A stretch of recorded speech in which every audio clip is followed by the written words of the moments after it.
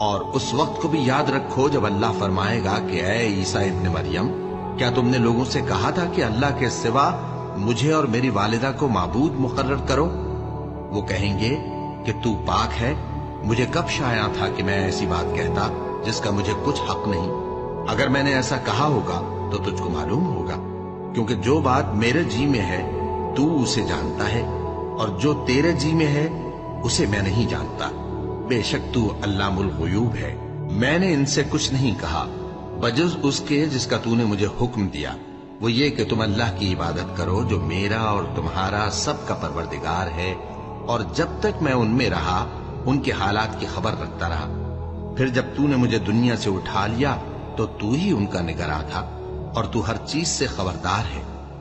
اگر تو ان کو عذاب دے تو یہ تیرے بندے ہیں، اور اگر انہیں بخش دے تو تیری مہربانی، اس لیے کہ